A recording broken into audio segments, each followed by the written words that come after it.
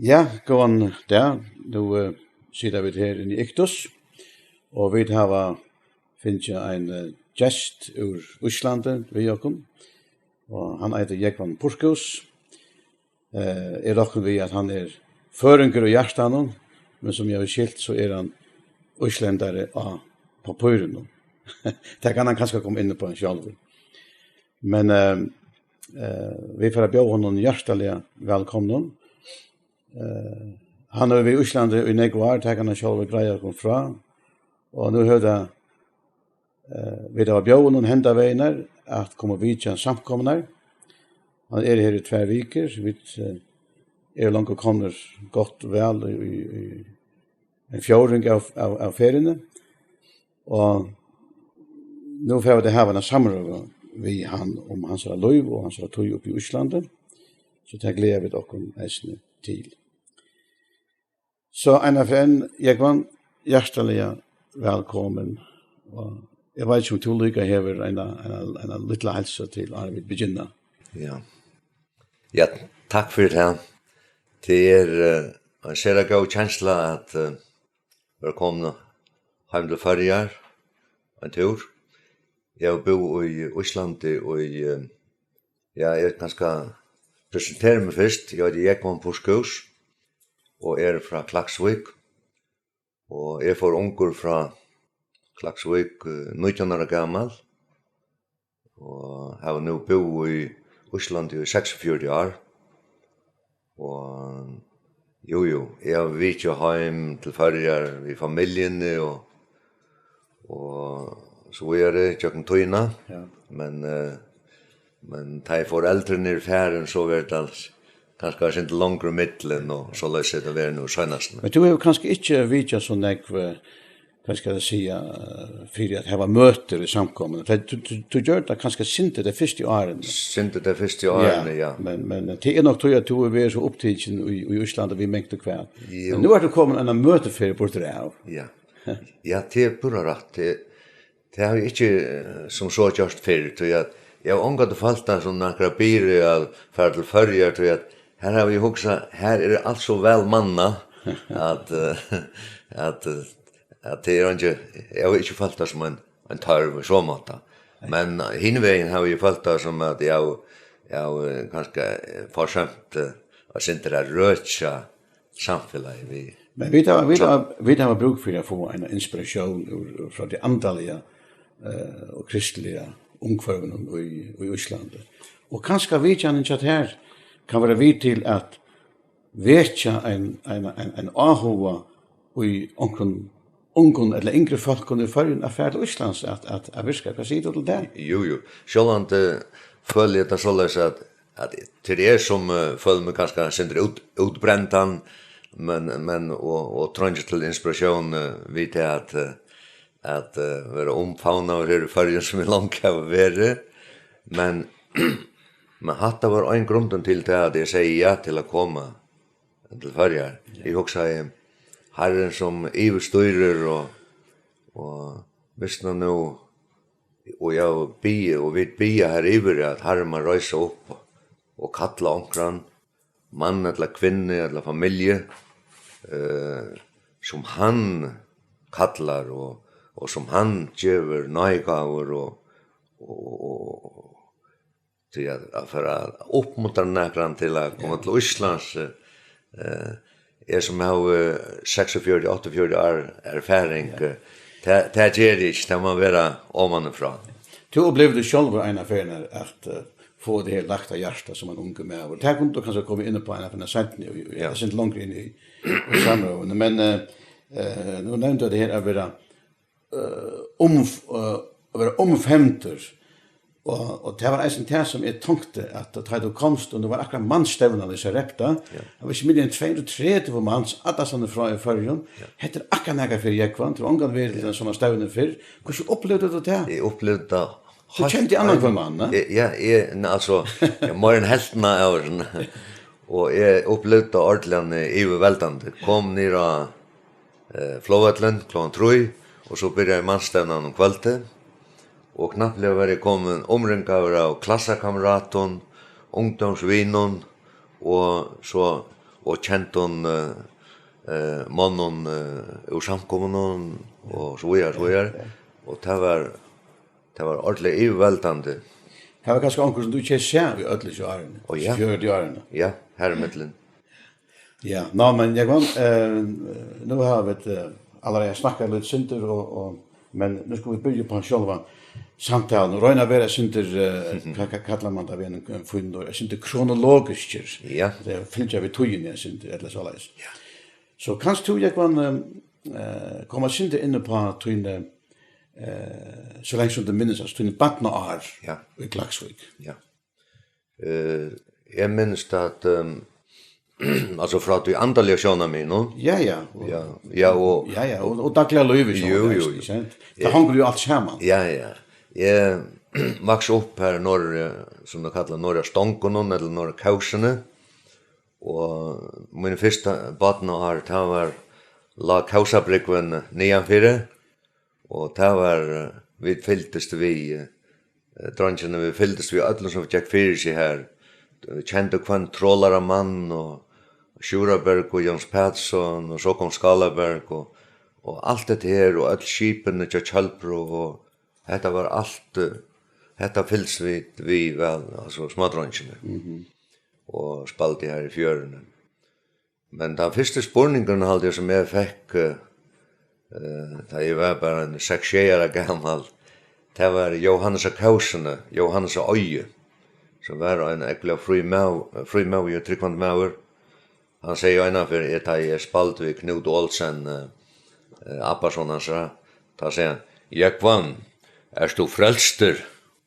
Og jeg bara blir ekla flower og jeg sværer ikke men ta taler jeg til min og Johannes Kausene, Johannes Øye, han var en maur som og det kanskje herrens løyelse. Han var den første mauren i Bethesda i Klaksviks som kontakta i Ísland, bæn for Íslandi og etja i æra til å bæ for Íslandi og Øyes Johannes. Og han samla i pengar vi kvart til at senda til troboaren av Akurøyre Simon G.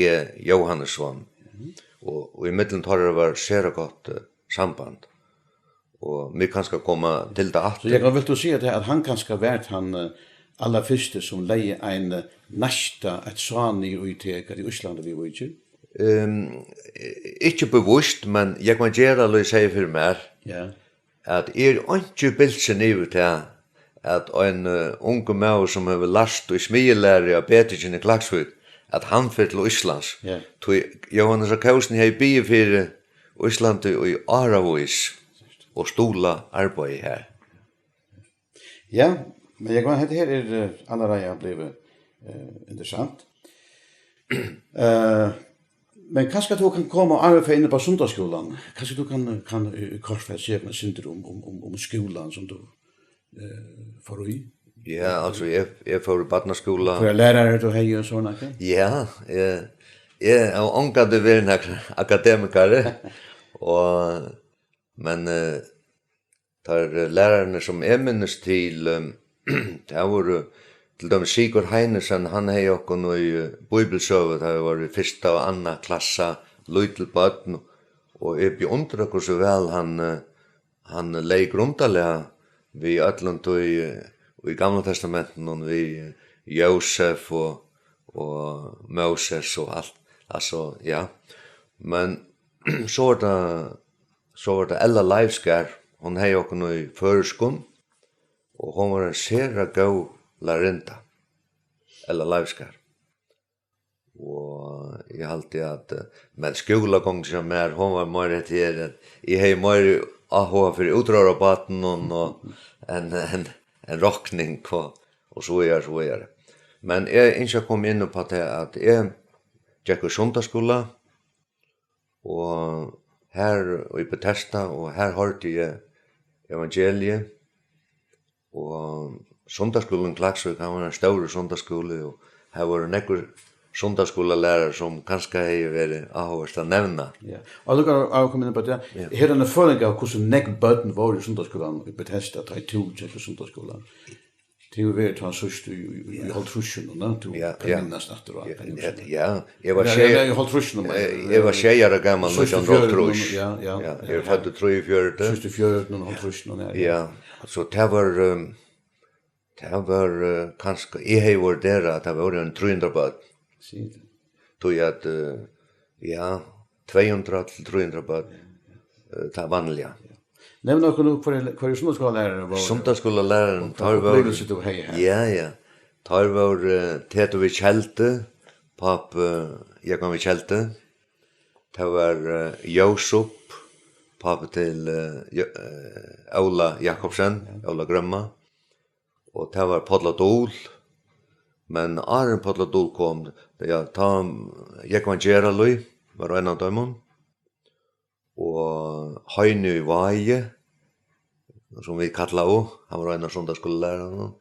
Och Jon Høy, han kanske att han ene som, Jon Høy och Jakob Geralui, tar det löjve, men jag husker att alla hinner farner. Ja, men det var, Jakob Geralui, han tar sig så grått evangeliet att jag sätter mina omvändning i samband vid att jag var 90 år gammal smadrongur och jag böjde knö och faktiskt blev frälster. Jag böjde min knö i mina sång och tackade Herren för att han var deg för mina synder av krossen och Golgata. Så enkelt lyckas som evangeliet hej sätta fram i sundagsskolan. Och här fick jag fri. Här tog jag med Jesus. Så lös jag mitt grundalag. Och jag sätter samband vid sundagsskolan och evangeliet. Det jag blev frälst, nu gör jag gammal. Så jag kan också med att du föder ett särskilt förhåll till en man som jag kan göra och han är med som färn upp i 50 nu. Ja. Och han är still going strong. Och just kväll i Bethesda mannakväll ta hälsa på han. Och tack om man och jag alltid till röstan så hjärta isen att få samband. Ja, men jag kan nu har du varit inne i sundagsskolan och nu kommer så ungdomsåren och alltså två folk kanske ur skolan som 14 år gamla. Det var inte ovanligt då. Och så får du i lärare. Jag får smilare 14 år gammal. Och han tog en 13-14 år gammal. Det var såna halkukuller så lös och bara som en buldraslig teenager. Och kunde vara att han fick det dronkren, men jag kunde också vara sånt där tvärsfyrig och buldraslig. Men en vanlig unglinje. Annars är det inte stort lever smadron, du vet. Det är nämligen. Och ett av mina AH-malen, det var räkva kapp. Jag röv kapp vid fotbollen fackrum. Och i 3 år. Och det var ett av AH-malen, och det var 14-15 år gammal och lärde ju smilare. Jag kan nämna det vi kappräkning. Kan du minnas onkla särliga kappräkning eller stävne kvartid upplevde jag också särligt? Ja, jag minns det att... Till vunnit också, jag minns det att ta en baten som det ångade vunnit, det var förvalter av Tvörör. Han var alltid stavnen framför Jakob. Hur ser det baten är så tid? Fyrbanfackra. Ja. Och att det var kapp till en utrottarlist och vi måste träna faktiskt kvart kväll så att säga om sommaren och det var inte chans till att anta nekven ett vann och efter samband med det kapp jag minns att vi som tränar i Klagsvik vi hade alltid slattan skägg så vi rattade oss inte hauna män som öva och i underallt. Det här dotter vi inte så väl. Hvis det kommer vara alta. Ontan. Så hur så var det här arbetsplats har du lärt det här var kvärt i 6 Ja, och han var Kjallbro i Velmaktene i Klaksvik och skipasmian som vi kallar Betingen hon var ett väldigt störst arbetsplats.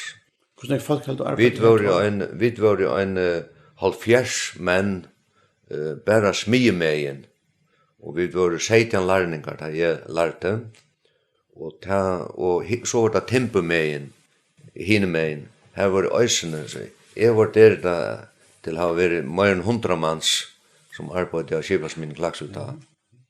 Så det var såna skip det var trollarner det var öll sildaskipene og det var alle utrørarbataner og dette var alt reparasjoner og så var det angelske trollaren det var det jeg var 14, 15, 16 år gammal arbeidde på en angelsk kontrollaren spillene gikk og fire og dette var dampmaskiner og kjettlaner laukus og ansmannen og tar måtte falsast atter og det opplevde man jeg var bara en lærning men det var interessant at det var avhåvert at affæren båres i skipene og motorene og enda dampmaskinene var tekna sunter og her var man vi mannen som hadde stor erfaring og det var lærerykt. Hvor spør det en Otto Johansen, han var mostare som tatuina lærte. Kan du nevna ankrar av oss her mannen som klarere i minnen? Du ikke nevna alla 100, men Nei. ankran som arbeider. Ja. Jeg arbeidde nok snakk ved Gjermørs Palla, som han kjente med over i Klaksvik. Gjermørs Palla? Gjermørs Palla. Du var gift ved en Gjermørs? Nei, jeg halte han et ikke, det helt jeg alltid. Men det var noe annet. Ja. Men han var en kjente med over, og sonen hans Asbjørn, han ble tenkt med over, og en kjente med over. Ja. Og Gjermørs Palle, han og Nølle. Han var sonen av Gjermørs? Ja. Og han arbeidet sammen med Nølla, sånn Kjallbro. Ja. Evald, han var mer en stjåre, men Nølle, han hei interesse for teknikk. Og jeg minnes, jeg arbeidde en 30 måneder som lærninger, sammen med Gjermørs Palla og Nølla. Og det var alt, til dømes, lødde alt her Heilsøllen i Klaksvik, og sette opp nødja maskiner av spinnerøynen i Klaksvik og så er. Men så minnes det gauar maskinister som til dømes John Thomsen, John Vigær, og Albert Samson, og Andromil, og så Hans Laksager, som var en av okra vimmene, men han kan råknas på i tar. Og så var det sveisaren Jørgen Olsen, Jørgen og Øye, en tiltikken sveisare. Og så var det han gamle jansmyren Sore Johan. Han lærte okkon at smuja jaten. Og han hei vært maskinmostare, gamla Smyrli og så det var... Det var som hadde vi at skjere avhåverst og omkvarv. Ja. Og livande omkvarv. Det var det. Ja. Men vi må fære langer. Ja. Nu hadde jeg fære spørre jeg synder om Løyve i samkommende her, Norge Klaksvik, og det har så vært i Bethesda. Ja. Og her var en vekking om det måned. Kan du greie synder fra tog? Ja. Det begynte såleis at jeg var 16 år gammel da jeg lukket som tok stiget til at jeg ble døtter 16 år gammel, og i gamle Ebenezer i Havn, at han var en vekingar og samfellagsmøter som var ute i Saltsølene. Det var ekkert vakter, og jeg tok sti for det at jeg yngste at jeg et liv sammen med herren. Og jeg begynte så ikke få fangtene og i ætlnesen her. Ja. Og byrjanen kom mer i Bethesda i Klaksvik. Men Lukas det kommer långt. Du nevner samtalsmøte i Saltsølene. Ja. Det kan godt være at det flere som spiller, hva det her for en samtalsmøte i Saltsølene? Det var nok tog at Ebenezer, det gamle Ebenezer var alt for løy til sæler, og det var ingen utrotter hadde kommet ta.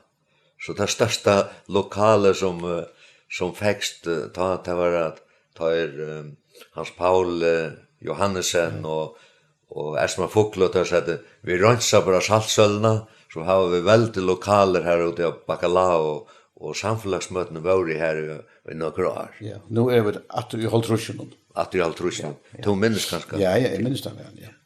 Ja, årsaker jeg vel, men... Og så var det, da jeg var 16 år gammal, at byrjanen kom mer i Bethesda i Klaksvik, det var det at Eliezer Poulsen, som var min første bibellærare. Eliezer Poulsen var en av den eldste i samkomne. Det var tar Jens Clement Isaksen og flere. Og Eliezer Poulsen var en av dem. Og han byrja i et bibelskøy, eller bibeltøymar, som var kallet i dag. Og jeg minns da Michaela Berge, han bjøde mer å komme og være vi og i sin bibeltøymen som Eliezer Poulsen hei nere i Kjallaren i Bethesda, en av vikene, og han gjør noen Jack Rombrave i en høyland veter vi okkon, kanskje jeg var en av de yngste her, vi var kanskje en 15-20 som skjøt i her, og Eliezer Poulsen, han fører kjøkken rombrave, lett okken lære flere vers utan at Arvid skulle ha tøyma i neste vike, og her som veteren kommer, den første veteren, og her som bibeltøymen, til Eliezer Poulsen, her var Einstein Niklasen, og Eion Elter, Michaela Berge, Ottmar, Haunapalla som vi kallar hava, og og mennesker Jon Høy var her, og Jekman Trøndheim, og så videre. Og hetta, her som veteren, leie grundanlega fyrir tog at, nei, Eion var ikke kom til tryggfta til pura rætt, men her som veteren, han leie grundanlega til en vetjing som blei i Bethesda ta om 1930. Hver og da kom en ordentlig, vi byrja i ungdomsmøten og vi byrja her i ungdomsmøten vi tog at hava bønamøter kvann morgon har vi Bethesda armen for til arbeids. Vi som var i smielære, vi var i Iverals, tar som var i kontorarbeid, tar var finner, men hugsa det til, godt skjei om morgonen, ta lov vid av knøven på en einasta morgon og i bøen, og en heilan veter fra Nordjaren, og da vi kom ut av varer og byrja vi ungdomsmøten, da kom en vetjeng i. Da ble mer enn trus folk døypt innanfor trusja viker, og da kom en vetjeng i, og arbeidsplassen her som arbeidde, her kom en tutsi unge menn til trygg, eller lukka som tog en støve, og ble døypter og kom vi, og så videre. Nu nevner du at her kommer en enkel trygg. Nu kunne du hugsa meg at du kanskje nevnte det her den ena personen som kom til trygg, som jeg kjente vel i førjen, han var landstyrsmæver i synare tog. Hva var han som tog leite personer til trygg? Ja, det var Eion Elter. Ja. Han, jeg tog seg vi han, og vi bøkte knø sammen, og jeg fikk nøy til å løye han til herran. Og det var og først var det Helge Laksafors, han sier vi med vi borde för och tåsa vi ejon. Och det gav skump till det att jag får tåsa vi igen. Och så var det en annan som kom till Tryggva som var helt dramatiskt, kanske mer dramatiskt än vi ejon, då är att han är Hans. Och han var kallad Örani Hans. Och drack illa. Men var en kär viner. Och ta ju alla skipasmian sa till att Örani Hans var bliven tryggvante. Var bliven omvänder. Ta blev han kallad Öngla Hans. Och det var akkurat att tog in att han smuja i saknar önglar. Och i spinus så ta blev Öngla Hans och Öngla Hans. Ja. Ikke Örani Hans lång. Detta kan man kalla för en omvändning. Allt var en virkelig omvändning. Ja, det är intressant. Men så är det, nu kan jag huska mig att tankarna till det här färra lugga som innan den banan, vad kan jag bruka mitt liv till för herran? Och nu är det att Island sikkert nok kommer inn av banan, tankabanan til her. Kan stå greia kunne synte fra tøyprosessene og hver personer var involverade i dette her. Ja. Ja, så börjar jag bonast av Guds ord och i samkom löven. Det var en stor ungdomar i Betesda ta. Och vi kom ösnen så i samband med ungdomen och Ebenezer och här ute i Eströden i ösnen. Och det blev en verkliga god antal tog. Och personligen började att bli ungre, bara 17-18 år gammal, att bya för Island. Och det var partvis av tog att Johan Sarkausne, som hej snackade om Island och kvart, och han stola i Simon i Island. Och så var det också en islänning och en islänning som var elektriker och arbetade här av skipasmine. Han var inte vi han är hatt i samkomne eller troalöjna, men jag kommer känna han och han mylte mig i Island. Och han är Ragnar Sigtryggsson. Och jag nekvar efterkommare i Klagsvik. Men så var det kanske mest Peter Haberg som hej avvirskan och att här Peter Haberg var ekvilian imponerad av Island och han är ju tilltalad av att han var ungur att färra till Island, men som man säger jag blev förlovad och det blev angat till det. Och Peter Haberg gav ut bläje Löv och lärare ta. Och ta jag var en 17-18 år gammal. Ta kommer en grön och Löv och lärare som ett brev som han är finche Peter Haberg från Simon de G. Johannesine som sedan blev min första lärare i isländskon. Han var tropåare av Akureyri. Han var läraralärtur och var en högra hand till Arthur Gok som var en anskur tropåare i Island och i halvtrus år. Och konamoin som nu är alltså konamoin, hon gick i sundagsskola av Akureyri till Arthur Gok och Simon. Men lika mycket, det kom en grön och i Löv lärare. Här var en liten mynd av sommarlevne vid Auskjøtt. Der stod under myndene Lagn vi Auskjøtt och en arabater ut i vattnen. Och så hände han grönen från Simon hver han säger att det manglar alltid folk och tar höttet långt ta hände han sommarlevan var ståna i 1946. Först var det bara 18 dranger. Men da jeg kom her, första sommar som jag hjälpte till här, då var det 40 dranger. Hva år var det her? Det var første ferie? Som jag var första ferie. Ja. Det var 1933. Det var första sommar som jag får år fram och undan 1932. Det var jag 19 år gammal. ta får hej en plan om att färd till Island, bara kanna landet. Jag bladde se vi ejon vinner som är. Nu är det som ta Kaleb för in och Kaleb för in vi njösnar nåna att kanna landet. Och I atla bara för vi drottningen bara som en färamöver och kanna Island. Men ta kom just ut tone in I myntna och han säger vitfärra han var skipare av Brestet då. Han säger vitfärra till Islands och komma lite I Reykjavik och I Trudjaviker och hette nog så sövligt och I försk fiskevinne sövne.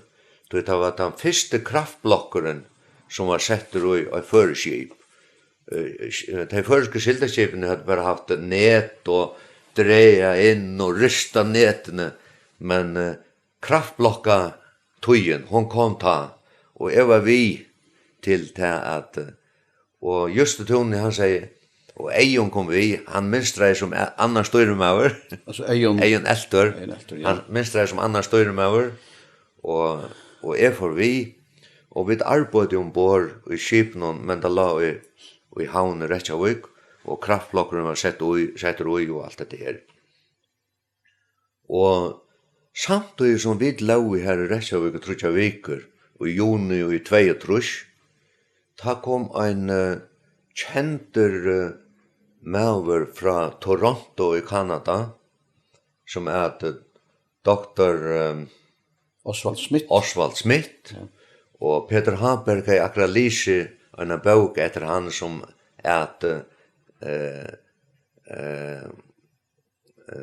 The Man God Uses, mauren som God brukar. Och här Dr. Oswald Smith, han var löjare för en frikyrkju I Toronto som The People's Church. Och han kyrkjan har sendt ut 300 missionärer, eller trupper utom Atlantheimen.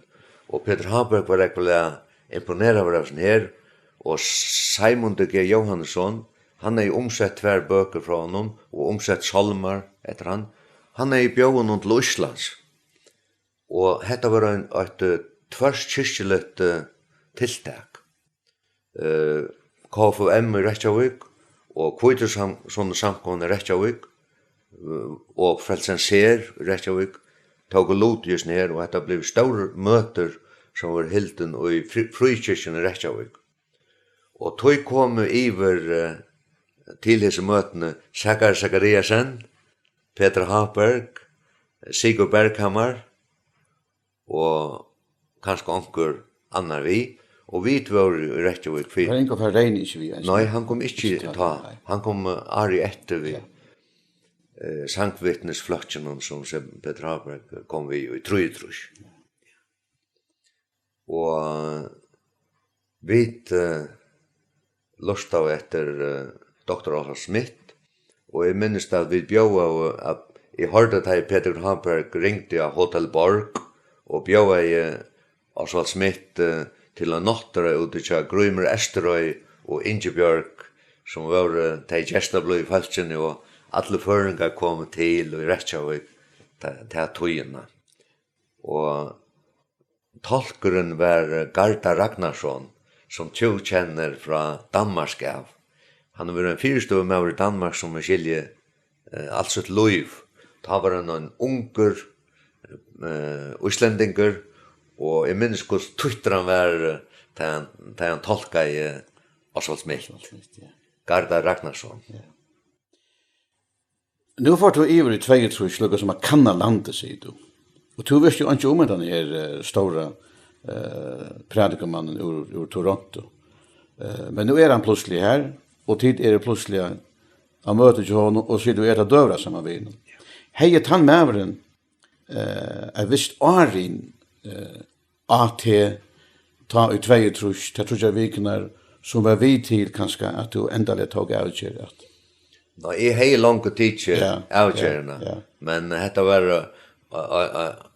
ett ekvalt inspirerande ting tog att Simonter här Simonter stjärna I mötena och mötena var så löst rättalagt och I frikyrkene att ta första kvällen ta lite Kvítursson samkomman och Kvitson alltså och sankar och Kvitson mannen sank och så den nästa kvällen ta var det KFM som ledde möte och ta var sankbalk från KFM som hej tonlighten och ta tre kvällen ta var det frälsenser som ledde möte och sankarna var från Taimon så hetta var ekvilian och det var Simonter akkara bror som hej bjóa och som var tolker.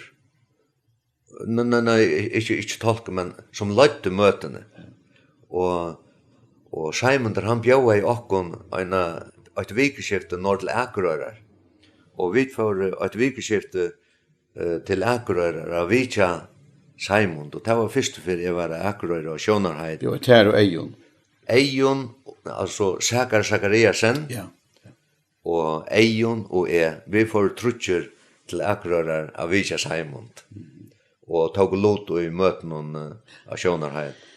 Ta og i 2 Ja, så du her i 2 og tog for at det klagsvigar. Men så hender akkurat her i middelen, så førte du atter til men forresten, var du ikke, du var en skift i England, ja? Nei, varst du, hetta var 2 ja. Og hestu i 2 ta færre til England. Nettopp, ja. Kan du si hva syndrom til? Ja, jeg var 2 år i England, men sommar i 3 ta var i atter i Íslandi og var til, og arbeidde, hjelte til vi levende i avskjøtene i 3 og får så atter til England om heste. Hva gjør du i England?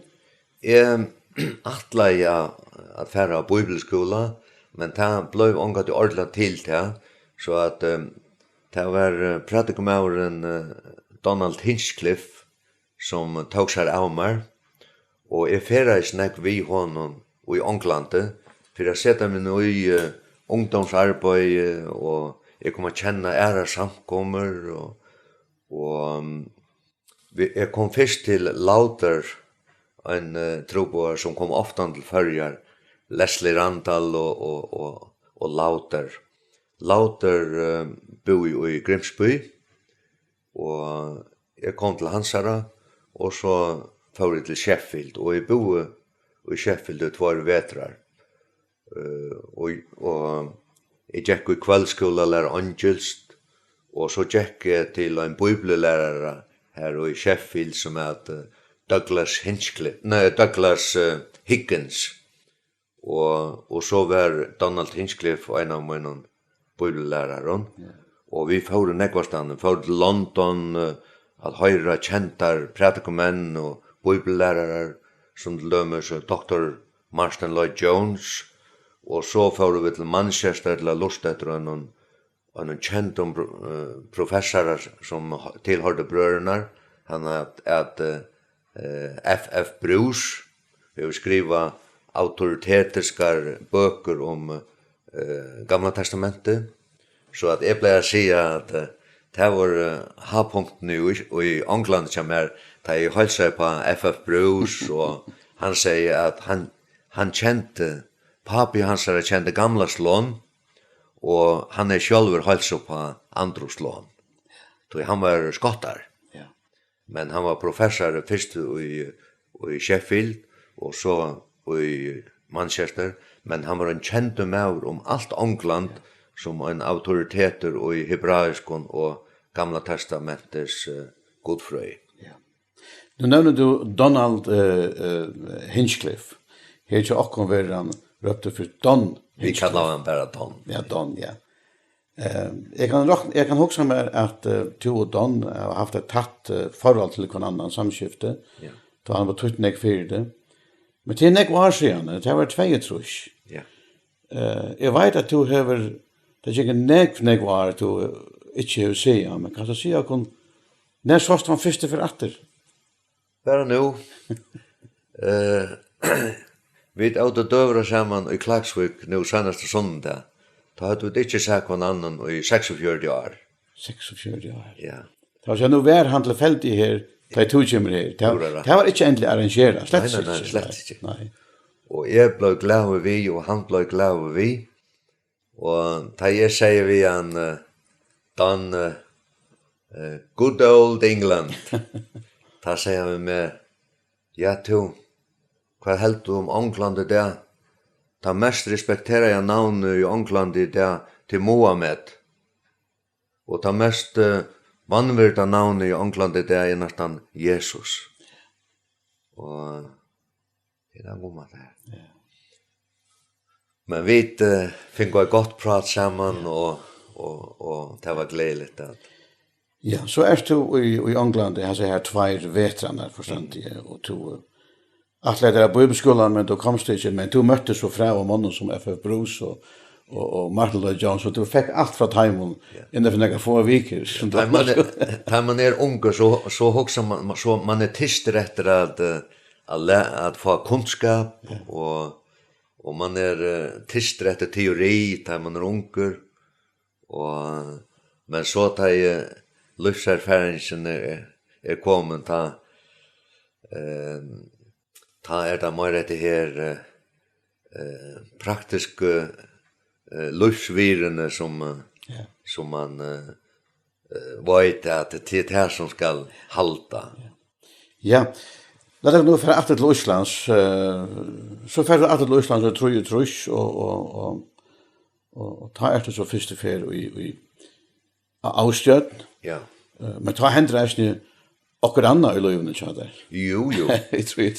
Kom in på att det var själv. Ja. Och det var sände särskilt i tror att Peter Harper kom vi sangvittnesflocken och ta kom Ingolfur Reine vi som solsangare. Ja.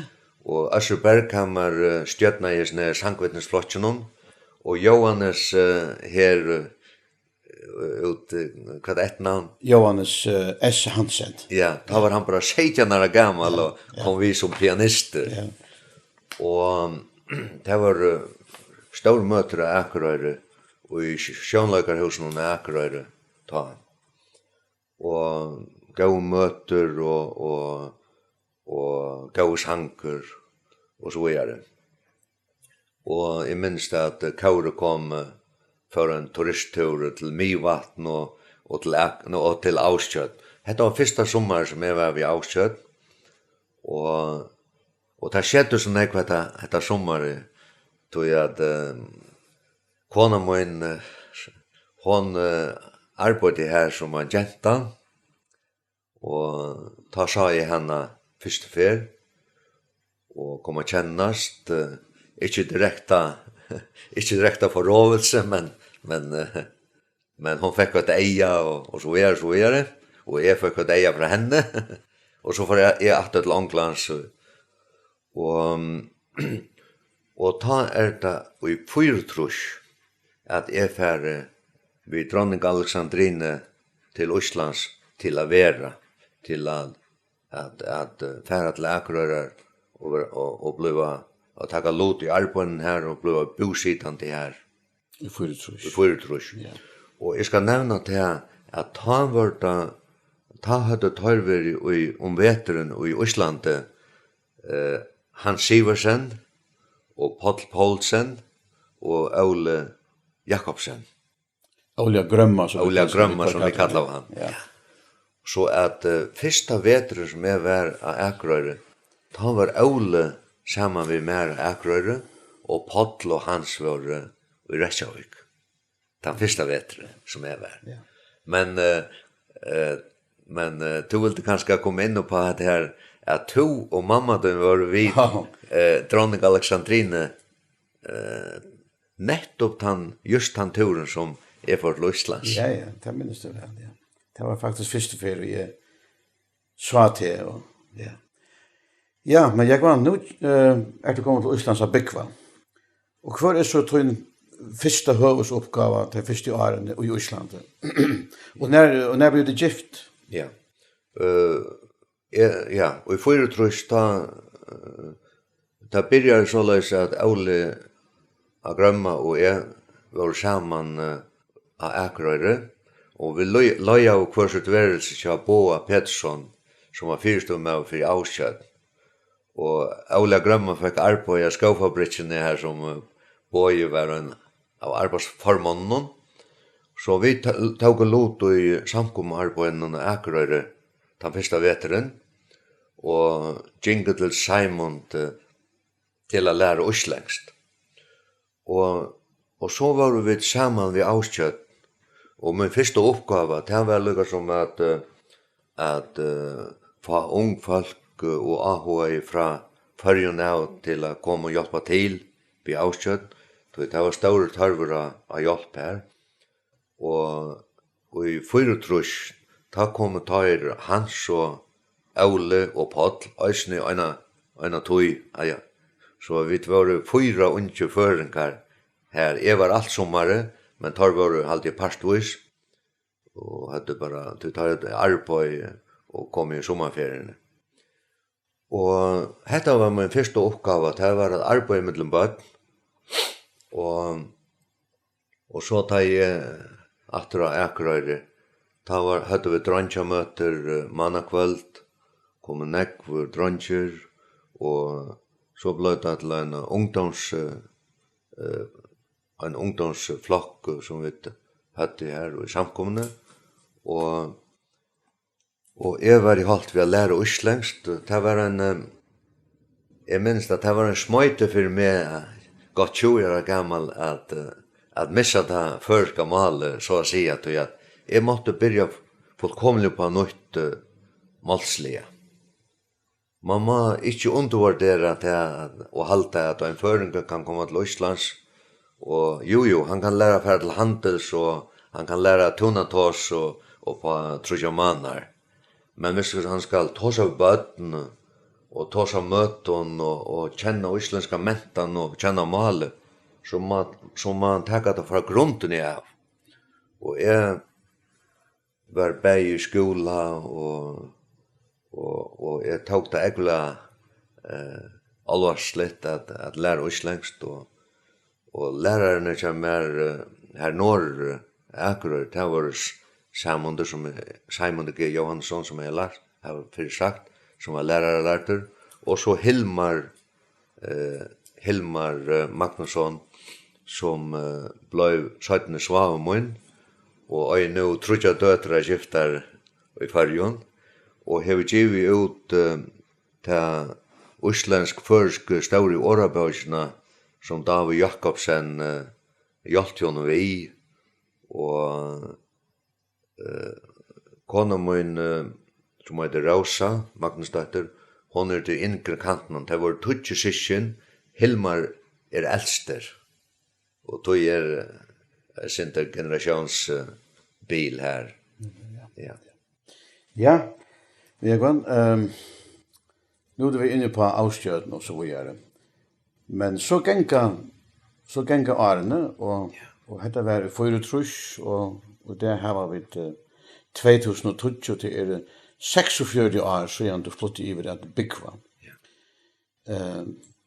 Hvordan har vi nå, du har ikke bare vært i avstjøten, du har eisende arbeidet annet, og du har bodd bare i Akerøyre, og du har bodd i Reykjavik, og flyttet atter til Akerøyre, og atter til Reykjavik, og du har eisende finnes vi vanligt borgerligt arbeid.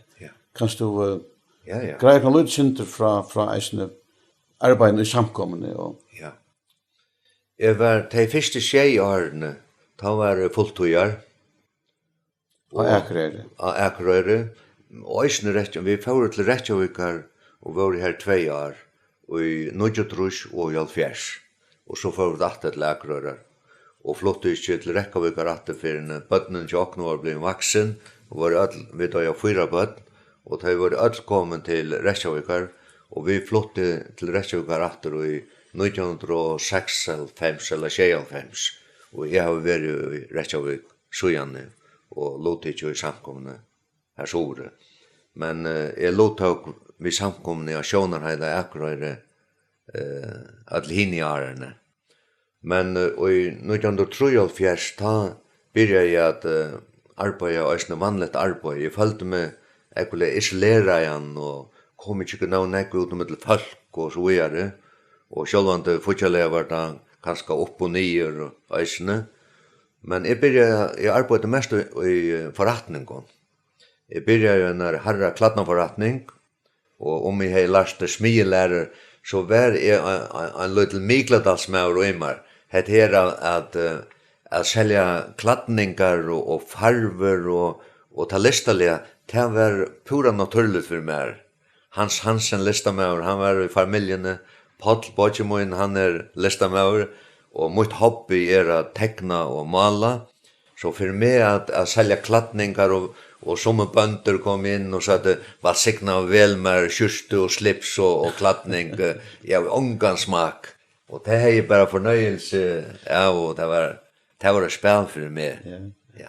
Så Erika godt og i herra kladdnaforretning, og domta vel, og så ble vi... Hvordan handelen du arbeidet i? Det at Kea, jeg arbeidet til sammen 15 år til en fyrirtøk som Kea, som stendte for kjeppsamtøkka Eyjafjærar. Ja. Og Kea var en størst firma som hei Majaroi, her er en 100 folk arbeid, og kjøttfabrikk, og tar hatt alt møvlet. Og det var en av en prestor i Reykjavik, han som var prestor i Domkirken i Reykjavik, han sier, en av han kom til Akureyrar, at ja, det godt nok at det ikke stender Kea og Pja Kirkene av Akureyrar. Det var sånn J.F. Kjølbro i Klaksvik da jeg vokste opp. Ja. Her arbeidde jeg i 15 år. Ja. Og så først du atterløgget som i ja, og så arbeid. Ja, fulltøyar arbeid var i 4 år til dømes som skriver til Gideon-tennastene i Íslandi. Ja. Og kanskje du kunne fortalt at det synder om tunna tog i Gideon, eller Gideon fellesskap i Íslandi. Ja, kanskje jeg skal si først at i jøkken og årene, da har vi finnet ekvile nekvar vitjaner fra Førjøen. Skal jeg kanskje komme inn på det her? Ja.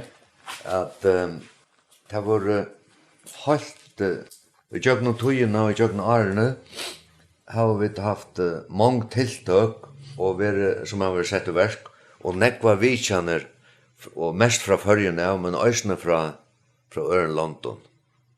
Og jeg vet ikke om det stundet til at nema vi Okstad tog, ja, 1933 da var det sangvetningsflokkeren til Peter Haberg, og så var det påskamøte langt i 1935, og det var 1935 som jeg ble vi gift i okken. Så vi da var gift i 45 år. Og i 1926, da fyrrøyga jeg den største vitjan, det var Ebenezer-kauri ur havn. Andros Lån kom vi som talare, og Ingolfur Reine kom vi som solsangare. Og til kunne hugsa til kunne at det var stor møter i frukirken i Reykjavik, og vi får i utvarp i Íslandi, og så var det stor møter i kyrkjene av Akureyri, veldig augustikkur, Ingolfur sang solo vi Ebenezer-kauren, til døme sangan sangen «Jeg en fremling». Det ljóa jeg avmetalegt godt. Og Andros Lån tåsai, Seimundur tåsai, og jeg tolkai langt ta i tjeiutrus. Jeg var ikke blivet nå gaur i Íslandsko, men det var ingen annan til at taka til. Og så var det Bethesda-kaure kom fløyre for iver, og kvartettenar kom fløyre for iver, og traktatbalkar kom nekver iver.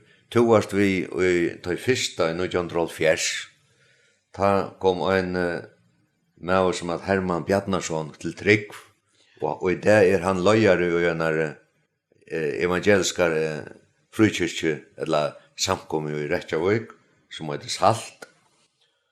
Og i 1970, ta kom Brynleif Hansen av Vitjan, og vi virka saman en av vik i Reykjavik, og bør traktater ut i Keflavik og Sandjer i Grindavik, og hadde møter i Reykjavik, og jeg minnes det hadde møter i Kverakjer, i Kvildarheimen og Kverakjer, og Brynleif talaði, og jeg tolkaði, og jeg minnes det at han leie en tvefner ut fra sin teksten, og i Petsbraun, Tikkun som tryggva han dyrabar.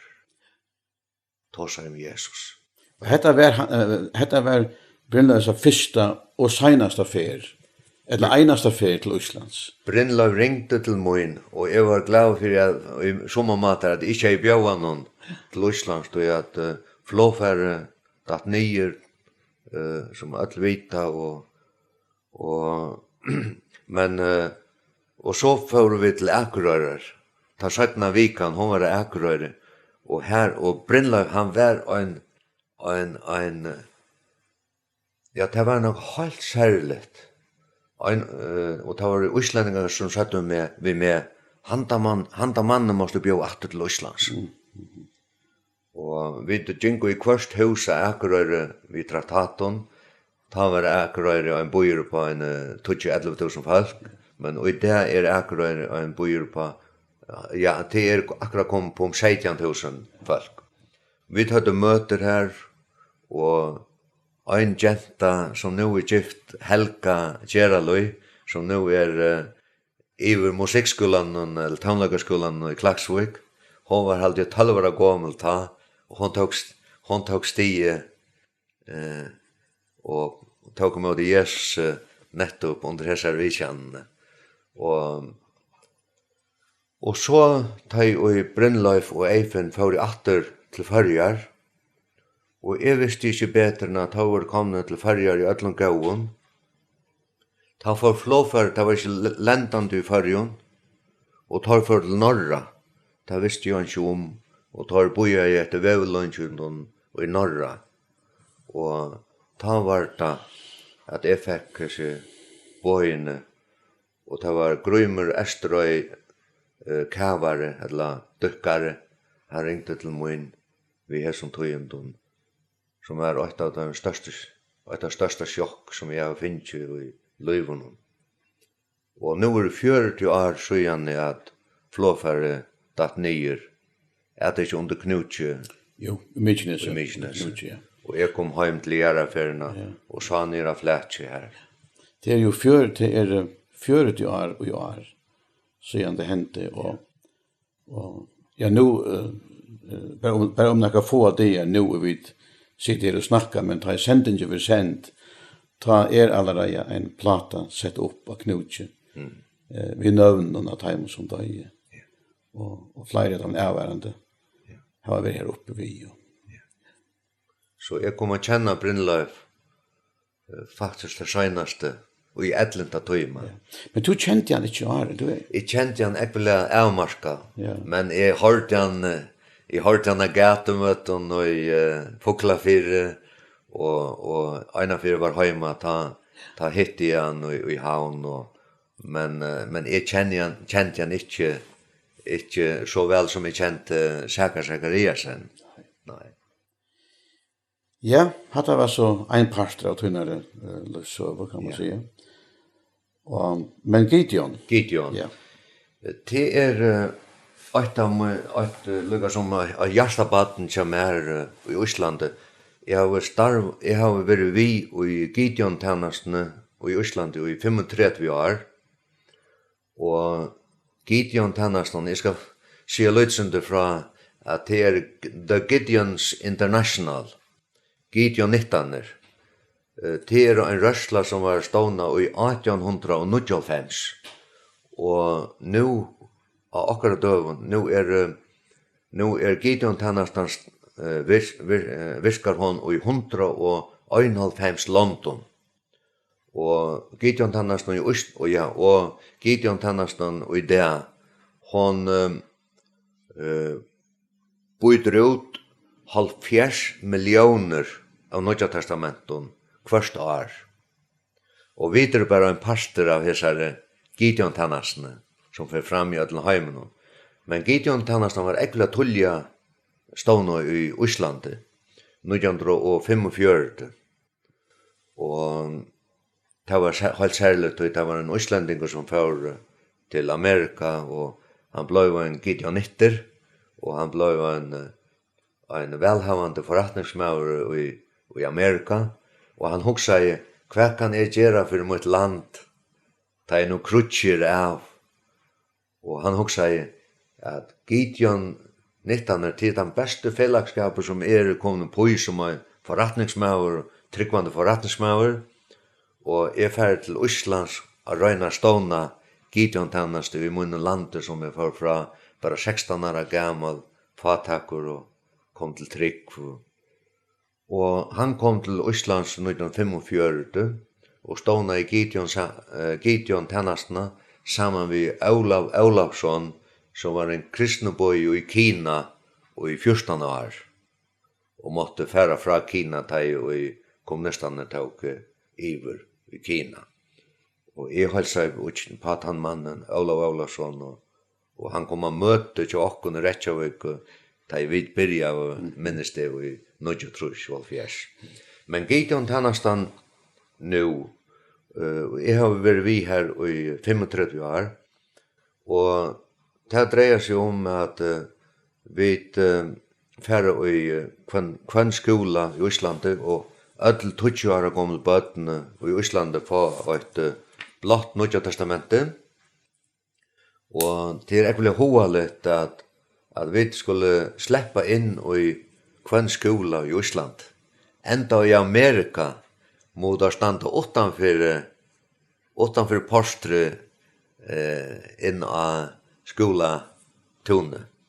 Men vi släpper inn i kvann skola i Íslandi, og vi får et høve til å fære inn i klassan, her det 20 år gamle bøtten nere, og torsa vi bøttene i et kvarter eller noe så løs.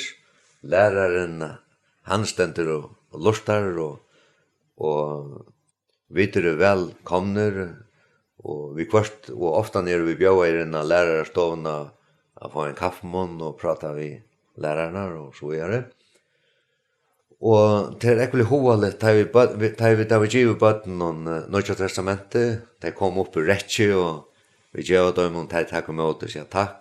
Da ser vi at nu skulle ganske lykke lære at slå opp, og vite om vi finner Johannes 3:16, og så leser vi Johannes 3:16 ødløy og i kaur, som vi sier av islandskon, og vi kanskje finner et vers i Gamla testamentet, til dømes at det verset i Salmi 119, 105, her som David sier, til jeg var således av islandskon, «Þitt orð lampe fóta minna og ljós av vegum mínum».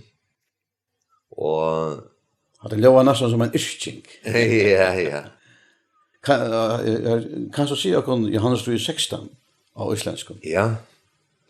Því að så elskaði Guð heimin, at han gav son sin eingetin til þess að hver sem á hann trúur glatist ekki, heldur hafi eilíft líf. Og tar det færre inn i skolan vi er nere i Gideon, Bibelen, eller Nýja testamentet, så lærer det alltid bøttene hattar her verset, og hittir Salma 119. Ja, og kanskje okkur og stannet som høver til. Men ofta når retta bøttene fingren opp og sier, jeg har langt finnet Nýja testamentet, og jeg var sommerlevende i Vatnarskau og KFM, at jeg var ved Auskjøtten, eller akkur så var det. Og så kommer det ved spurningen vi først, og vi sværer i sinter. Jeg var to hever eisen arbeid som skrivare.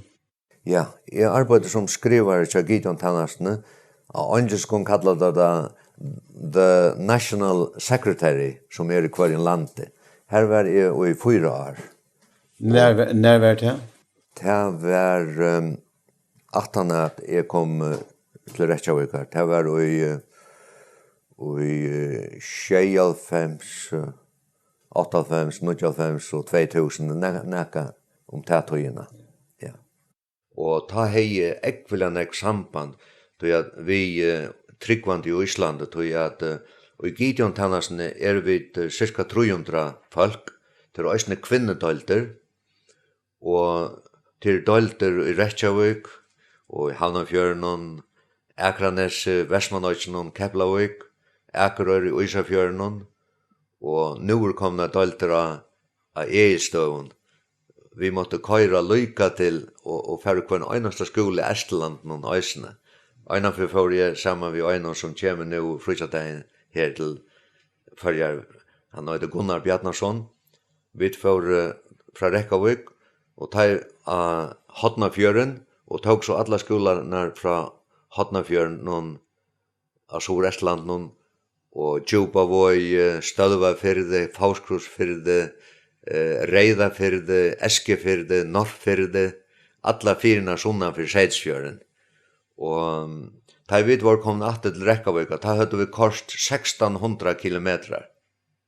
Og da tok oss trutja det. Men det var størst at hitta bøttene og på den måten. Jeg var for å gjøre Gideon livet nå, så har vi skilt her at tid merkja et synder av, hva skal man sige, et synder av motgångt. Kan du helst å komme et synder under på det? Nu det senaste 3-4 årene, selv om det hette vært en store framkjæratter, til nesten ikke fela finner løyve til at komme inn i alle skolene, inn i alle barneskolene i Íslandi.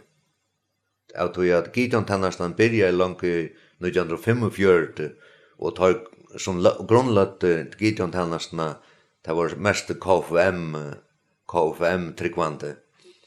Tar var så gauur undangongumenn at tar slå av så vel at det var ikke som kunde kritiserast, men nu... Det har noe søvelig rettender. Ja, nettopp. Og tradisjon. Men nu, skjønner seg Arne, nu det her vantroar feløyne, at som arbeider vi mot møte kristendommen, og tar arbeidervisen her at krosseren skal ut i islandska flatjen og tjausankeren som og Gud, vårs land og land vårs Gud, tjausankeren en solmer. Og da vil jeg at det skal skiftas ut vi bare en tjausang som verslig og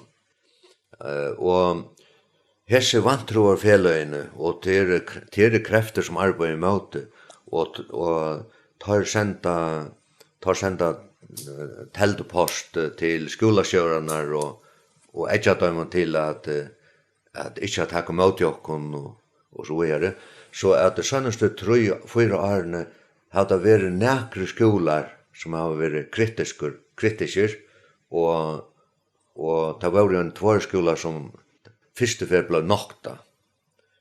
Og vi da finnes jeg erfaring fra Gideon 19 i Amerika at lukka som at reagera rætt. Amerikanerne tar i synnare tog reagerar så løs at det lødde sæk. Vi tar rattla for en skolan etter grunnloven og alt det her. Og nu ser tar vi okkur, at det skulle slett ikke gjøre. Det skulle bare bia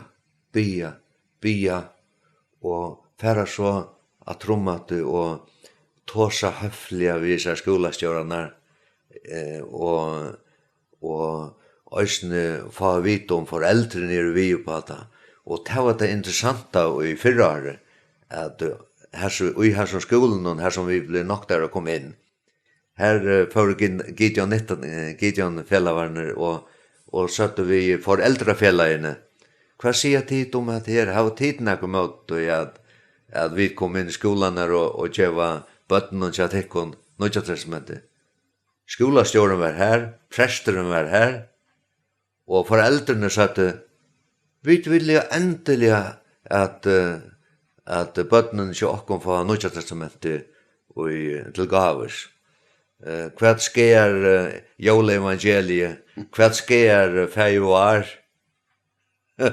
Så at i støvene og i løtene bia vidt og nekvirisen her og at skolan ikke skulle bli lukka i fyrjokken tog i hatta vi vet at det er sånn framikjarakteren han ikke kjølsakter. Og i Íslandi cirka 200 barnaskolar.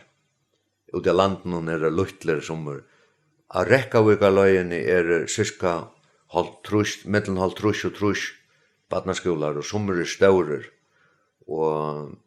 Och till rätta till som jag har varit nekvupjøyt til fyrrøyka skolanar og fyrrøyka landstevnena og så har vi i Dalton og Gideon Dalton fond ena for mannen har vi samla inn for Nødja Testamentet så at vi byta ut i Ísland hvert år cirka 4.600 til 5.000 Nødja Testamentet bøtnene og så det hospitalene og Edlersheimene og hotellene. Så vi utbyta kanskje hvert år en 6.000 Nødja Testamentet i Ísland av Íslandskon, men så samlar vi pengar og djeva pengar til høveskontoret og i høveskrivstående i Nashville og i Amerika som atterlette prenta og vi tar av Guds hjelp kunne samla pengar så at vi tar kunne sende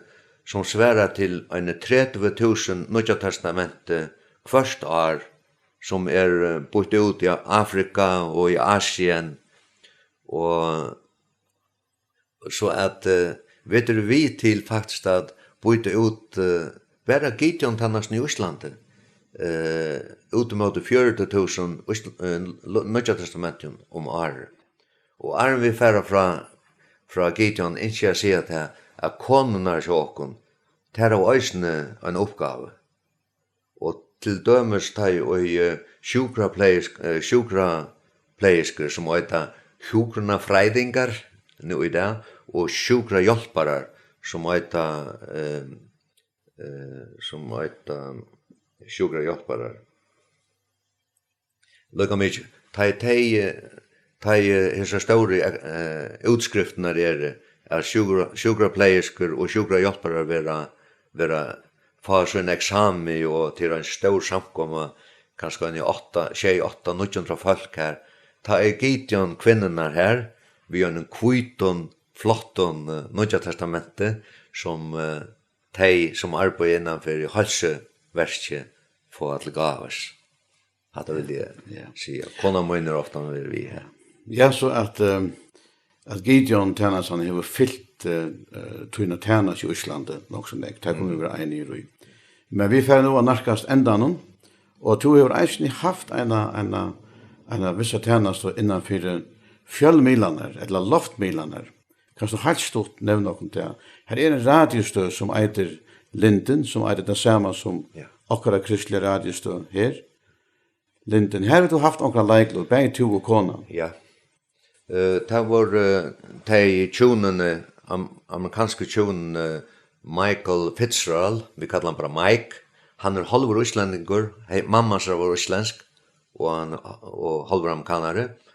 De tjonene, de kom til Íslands vi tog visjonene av stånene et evangelist utvarp, og som ble kallet Linden. Og Linden har virket nå i 15 år i Íslandi.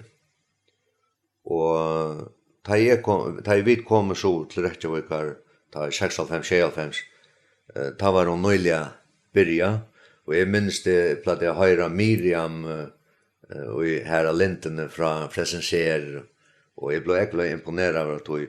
Og det som taler... Er det her Miriam? Miriam, hun var Oscars døtter, som nekve kjent i Oscar og Emma, som platt jeg være her i Fyrjon, til Fresenser. Akkurat, ja.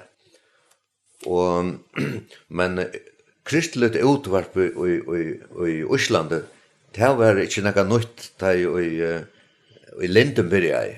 Det var Arsto Gokk, okkara enske tro på det. Han byrja og han ståna i en kristelig utvarpstø 1929. Og utvarp Reykjavík ble ståna 1930, bare islandske utvarpet. Radio. Ja. Og Arsto Gokk, han var så framalega i tøyene og han ble en skuffa av meg og tøy at løyve ble attekatla vi til at alltingi felte og attekatla i løyve. Det ble benkner for sånne her baptisten og så at det ble en spørstur. Men så ble vi et utvar som ångte i 50 som att alfa och så vidare. Men jag kom att till att Lindna så har Linden just en stora tannast i Island och Mike och Sheila det har just det största arbete vi att sätta upp centrar först i Västmanland och först hördes det Reykjavik och nu hörs runt om allt landet en 50%, 45% av landen høyrest. Og øysen det en stor mission at folk lustar seg gå i bilen. Det så øylig trafikker og jeg vet om til dømes en trailer bilfører som ble frelster bare lusta lintene og køyre til Soland bare som et døme. Og okkara laikloter har vært til at kona min og vi hadde jo et program annan konsumnemorgon i 2 år. Og så gikk tøyen og vi har alltid tidlig lot og kanskje selja kona min at være til vid telefonerna omkring part kvaltaner til å taka inn bønarevne bønarløtan verer i utvart någon. Ja. Det är programmet som det hade annan kvann sunne morgon to och konan to Rosa. Hur länge var sändningen och vad gjorde det där? Ja, och han sändningen var från klockan 9 till klockan 11. Och hon gick så lös för sig att vi hade gå en townlök och konan min är musikalskare och så hon ordnade townlöken och det tekniska utsändelserna och så kom jag in vid någon år av och till den första timmen och så ringde folk och så var det telefonen och tog med böner av någon och ösne och kom som in vid en år för så åter i telefonerna och så satte vi att det var bönermöte klockan alltså så bia vi klockan 11:30 och så tar senaste halvtimmen han var en bönar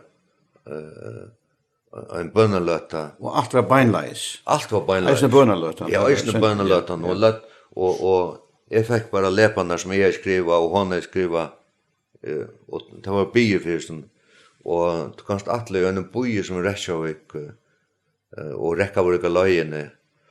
Här ringer nek folk in och det så till skilsmässor och till sjuka bina för avvärande och till allt möjligt futjar folk som stannar och missar husen och till allt möjligt.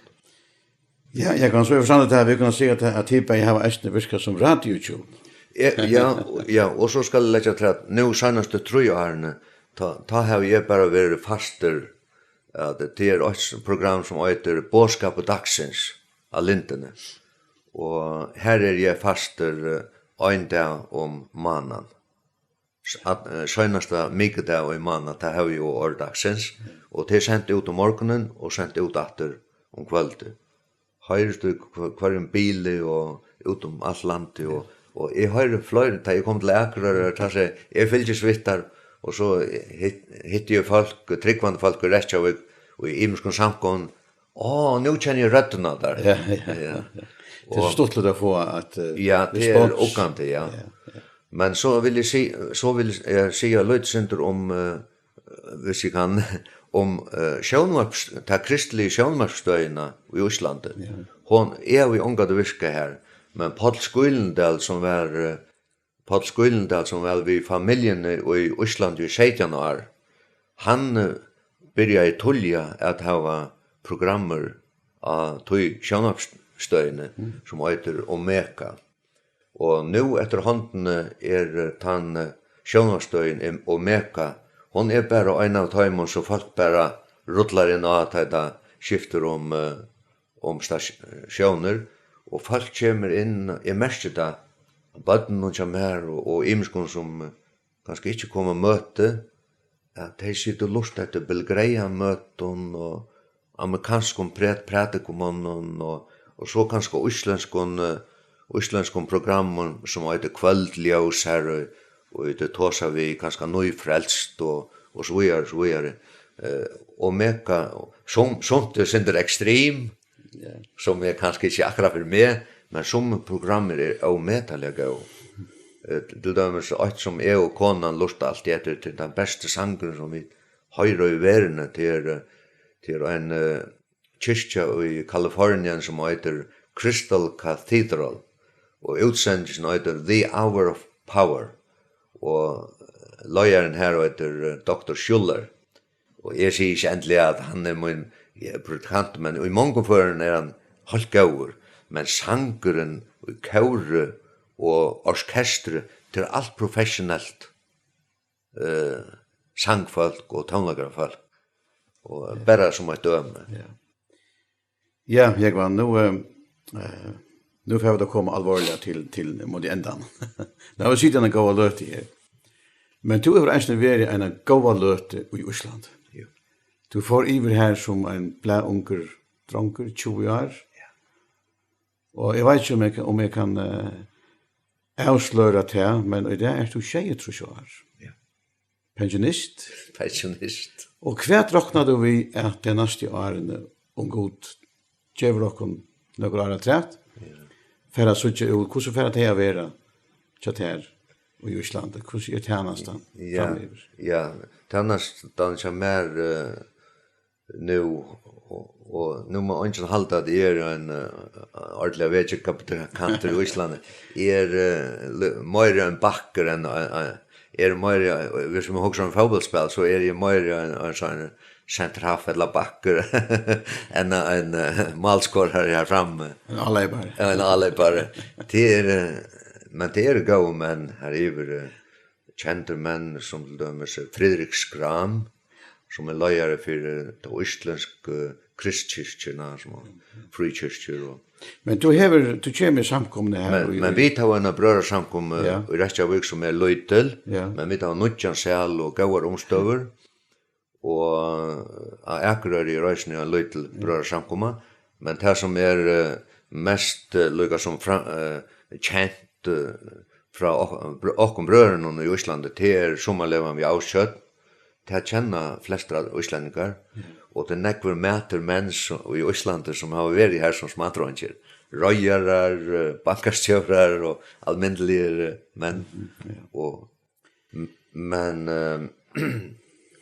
men den daglige oppgaven som er, det er å ha lukka som apert av det antallet og i okkara lytle brødersamkommet, som heter Akurin, Nopalind 1 i Kavavoje. Vi tar møte kvann sondag. Så hon ligger ikke så lengt fra romfatalagret av det? Ja, hon er nok så nær vi her som Torne er og høves den største forretningen tja skjemmen eller romfatalagren. Nemlig, ja. Så det er nevnt å finne på den måten? Ja, det er nevnt å finne. Og ja, saleren ligger vel for ferslulige, sier han. Og så oppgaven som er, så er det Gideon, altså i dalten kvann manna, og så er det utvarpe Linden, og så er regnet å være takka lot så løs, men det er jo, nu er jeg blitt en tjej trus, og vi tar å bygge fyrisen her at harma røyse opp omkran mann eller kvinne eller familie som herren vil give kall og herren vil give evner og nøygaver. Jeg kan ikke for å snakke ved nærkene, og om det er fra England eller Amerika eller Danmark eller Førjøen, det var det ikke. Eller herren røyser opp og han kjempe her i Islending og i Island her til åkken.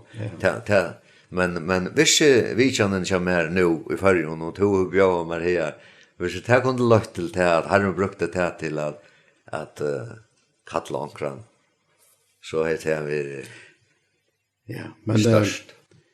Nettopp. Kanskje vi lade her være lukket som til seneste som jeg kan sige i så måte.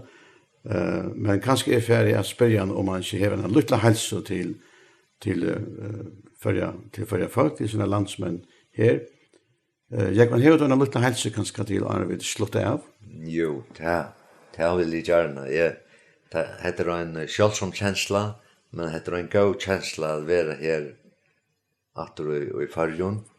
Och nu man blev en livsrönter och har upplevt först Färjar innanför 20 år, intill man blev 20 år. Och så har vi upplevt Island, intill nu 23 år. Nu har vi sett London och bäget av isländska målet och det förska målet. Och ösne livserfaringen och ta antalliga. Och jag vill säga att här som folk inte känner skrifterna, här det ekvelig alvarsamt och att tar andemakter, här har nemmare vi, lattare vi att vidløya och människor här som inte känner skrifterna. Men jag är tacksam för att i Färjön kunnløysen till skrifterna møyre, og tog jo kanskje Färjar vil spart for mengt.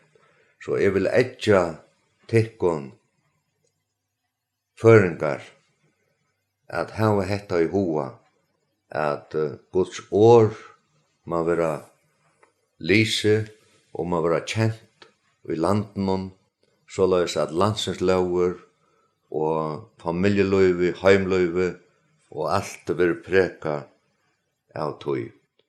Og jeg skal lese bare 8 vers nå til endan. Det stendur i Salme 71, 5. Her stendur: «Tog to erst vøvn min, Herre, Herre, alit mutt fra tog jeg var ungur.» Hette min vittnesborder. Herren har vært alit mutt fra tog jeg var ungur. Og i Jeremia 17, 6 stendur: «Signaver ta mæver, og i lytra Herran, og hever Herran til alit sutt.» Jeg har alltid kunna flutja og i tann fæge faunen, og jeg innskje at hvert han som høyrer og hever hørt disse samtalene til åkken, må komme kjenna frelsaran, komme kjenna god som sånne himmelska fæger, og erfære hette her: «Å, Herre, Herre, tu varst vøvn min, alit mutt fra tog jeg var ungur.» Herren signe Färja land. Egon, så får jeg takke deg så innerlig for at du, for det første at du vil komme til Färjar og vidtja, og at du vil komme og være vi okken her av støyen i Iktus i det, og at du vil prate ved og fortelle oss sånn det er interessant. Så tid som har lusta, hjertelig takk for det, og det kan være at du hever ahova og jeg videre mer om Island, og kanskje spørre Jekvann om transportning, så du velkommen å sette det samband vi med. Teltoadressen kommer her, hun vil av skjermen, og eisne telefonen kommer her. Det du hjertelig velkommen til. Så ene for en takk for at vi kunne få at jeg tog hese løten. Jeg vet at det var drøtt, men jeg tykker det var ahova verst. Takk for det, og Herren signet det kunne alt.